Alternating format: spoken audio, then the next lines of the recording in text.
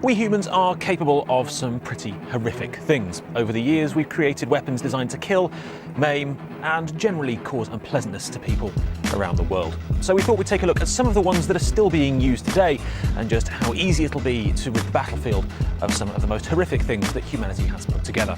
So without further ado, number 5 is heat rounds. Now, they're at number 5 because they aren't really particularly dangerous to civilians, but they are unpleasant nonetheless. See, you'd think you're pretty safe sat in a tank. It's a big old box of metal with several inches of steel surrounding you on all sides.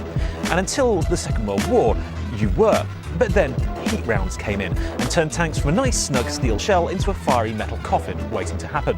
Despite the name, they've actually got nothing to do with heat. It's called a high-energy anti-tank round. They're actually all about pressure. They work by having, amazingly, a totally empty warhead, usually something like copper in a diamond shape.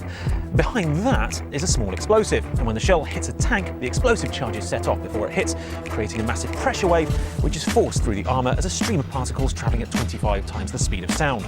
When it enters the tank, the huge pressure wave and scabs of molten metal left from its journey through leave little chance of escape for the poor souls inside. At number 4, depleted uranium. And now we start getting into the territory where you can really hurt bystanders. Uranium is a byproduct of nuclear enrichment, but whilst it's not all that radioactive in itself, it is very, very dense, and it's just lying around after the enrichment process, which makes it ideal for armour-piercing bullets and tank shells. So why is it so horrible? Well, when the shell hits the tank, it fractures into several razor-sharp chunks in a fine powder so hot it burns on contact with air. So when it gets through the tank hull, it sprays razor-sharp shards of metal around and a huge fireball is formed, making life very unpleasant once again for the people inside.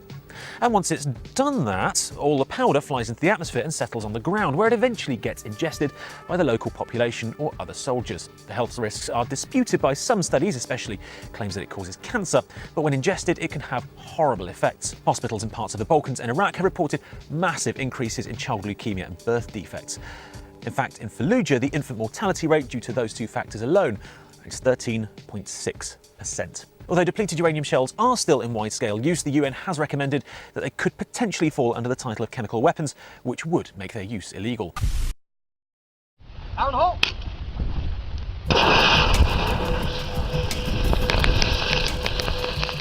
On the surface, white phosphorus is just fine and dandy. It's a chemical compound fired out of artillery shells and grenades, which is used to create smoke to hide tanks and troops and used as a marker to illuminate targets. Nothing quite so dangerous there, it may even directly save some lives.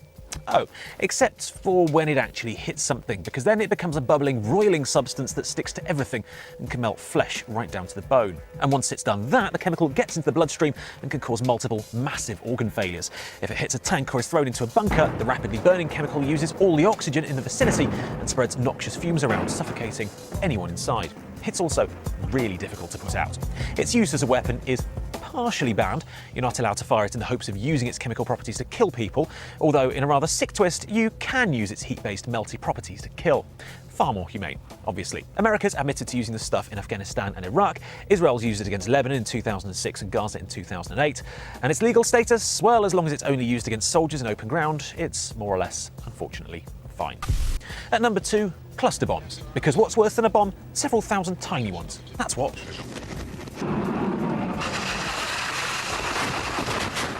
Especially when half of them don't go off, either by accident or because they're waiting for some unfortunate soldier, or just as often a civilian, to step on them or pick them up. Cluster bombs are tiny explosive devices carried in one giant bomb holder, either a large single bomb or an artillery shell. At a set distance above the ground, the shell disintegrates, spreading anywhere from a few dozen to thousands of bomblets over a wide area of ground. They aren't designed to destroy buildings, but to hit infantry roads or airfield runways, or sometimes to lay minefields.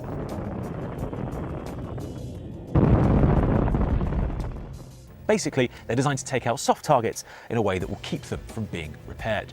The problem with that is that the bombs can simply stay around. Either some don't explode for whatever reason, or they aren't meant to explode. They're left ahead of approaching troops to detonate later, and they can lie for decades just waiting for someone to step on one. They are pretty indiscriminate, and collateral damage is almost a certainty. And the weapons are everywhere, in Vietnam, Cambodia and Laos, Chechnya, Croatia, Yugoslavia, Afghanistan and Iraq.